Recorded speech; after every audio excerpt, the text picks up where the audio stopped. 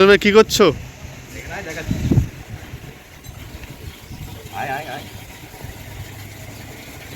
আমি এবছরে এখন একটাও বুঝলি গাছ পাকা আম খাইনি। আমার বাড়ির ছাদের পাশেই মানে এই গাছের আম অর্ধেক ভেঙে নিয়ে গেছে। আমি জানি না এই আমগুলো হয়তো আমার জন্য রেখে গেছে।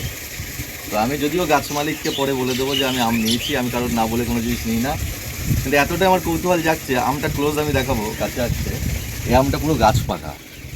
ওয়াও, একদম সেরকম সেন্ট পাচ্ছি, শান্তি। আমি এবছরে সত্যি কাঁচা আমও আমি খাইনি, আমি গাছ থেকে আমটা এখন পারছি, পুরো গাছ পাকা। আমি কাটবো, তার আগে ধোবো, চল লাইট দেখাবো।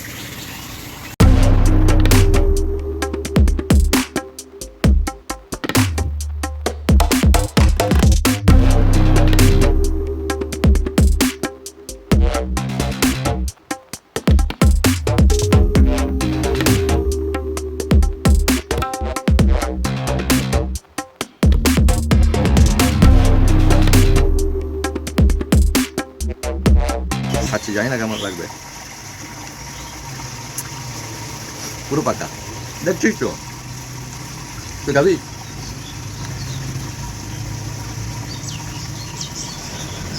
সত্যি বলতে আমি ওই কখন ছুরি দিয়ে কাটবে, পিরিসে দেবে কি প্লেটে দেবে, চামচের আগা ফুটিয়ে খাবো, আমার ভালো লাগে না। আম খাওয়ার মজা আলাদা। যদিও পরের গাছের আম না বলে খাওয়া ঠিক নয়, আমার পরিচিত, আমি তাকে জানাবো যে আমি আম খেয়েছি, নইলে ওপরে আমার হিসেব দিতে হবে। কারণ না বলে কোনো জিনিস নেওয়া ঠিক নয়। এটা আমার অবসর টাইম, আমি অবসর টাইমে বেশি অংশ ছাদেই কাটাই। তুই মোটর সুইচ অফ করিসনি না? বুঝলি, মুখে বলতে কি হচ্ছে? না করিনি। যাবি মোটর সুইচ অফ করে দিবি, ঠিক আছে। মনে হচ্ছে এখানেই গোসল করে দেবো। ওয়াও, দারুণ লাগছে। এই যে এই সিনটা নে, এখানকার সিনটা নে, আয় ক্লোজ আয়।